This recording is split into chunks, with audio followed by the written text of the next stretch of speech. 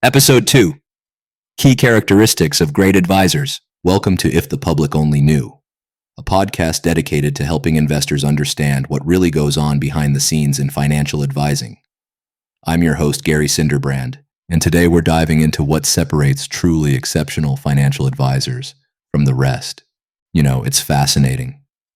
When most people choose a financial advisor, they focus on things like which firm they work for, or their investment picks, or even how charismatic they seem. But after decades of professional experience combined with thousands of hours of professional training sessions I have conducted for top advisors, the best FAs on the planet look at things very differently than most of their colleagues, as well as the investing public. Let me share 3 key insights that might change how you think about financial advice. First, and this might surprise you, great advisors aren't primarily focused on picking hot stocks or timing the market. In fact, they spend relatively little time on that compared to mediocre advisors. Instead, they're obsessed with understanding your specific goals and crafting a disciplined process to get you there with the least amount of risk possible. Here's what one veteran advisor told his colleagues in a training session. If you're spending your time trying to predict where the market is heading next, you're already failing your clients. The job isn't to guess the future. It's to build a process that works regardless of what the future brings. Think about that for a second. How many advisors have you met who love to share their market predictions? That should actually be a red flag. The second key difference is how they view their role. Average advisors see themselves as investment managers. Great advisors see themselves as behavioral coaches and risk managers. They know their most important job is keeping you from making emotional mistakes with your money. One advisor put it brilliantly.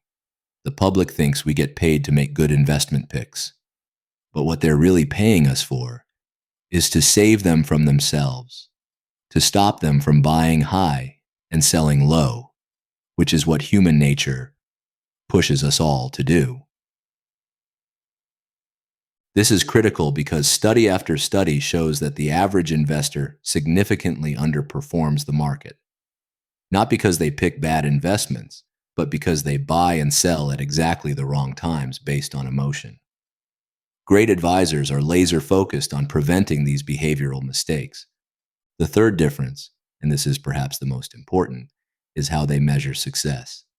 Mediocre advisors compare their performance to market benchmarks. Great advisors measure themselves against your specific goals and required rate of return. Here's what I mean. Say you need your portfolio to grow by 6% annually to meet your retirement goals. If the market is up 20% one year, a great advisor isn't necessarily going to celebrate. Instead, they might say, "We're ahead of schedule. Let's reduce risk." Meanwhile, if the market drops 20%, but you're still on track for your 6% long-term goal, they'll help you stay calm and stick to the plan. One advisor explained it this way. My job isn't to beat the S&P 500.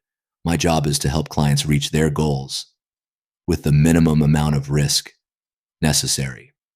Sometimes that means intentionally underperforming in up markets to protect against down markets. So what does this mean for you as an investor? Here are 3 questions you should ask any potential advisor. How do you determine what level of risk I should take with my investments? If they mention a risk tolerance questionnaire without talking about your specific goals and required return, that's a red flag. What's your process for preventing emotional investment mistakes? If they don't have a clear, systematic approach to this, keep looking. How do you measure success for your clients?